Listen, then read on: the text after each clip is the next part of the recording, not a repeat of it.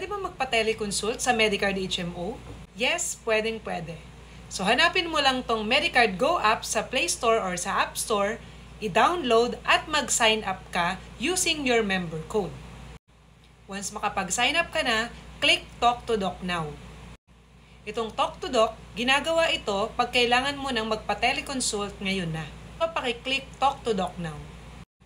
Before this one, may lalabas na prompt, paki-scroll down and click Proceed. And then when you see this, please click Next Page. Dito naman, ginagawa ang readiness test ng device mo and then click Next Page. Then dito, sinasabi, each member of the family dapat may sariling account dito sa Talk to Doc. Click Next Page. Again, click Next Page. Then ito, reminder from Medicard, kung sakaling kailangan mo na ngayon magpaset ng appointment sa doctor, available doctor for teleconsult, on-call care yung i-click mo mamaya. Then click Next Page. Then this service is available 24/7 and then click Proceed. After which, ito yung makikita mo, i-click mo yung Register.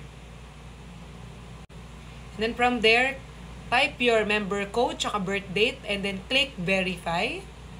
And then once verified, lalabas yung name mo sa baba, yung mga other details, and also type other details na kailangan mo pa before clicking Register.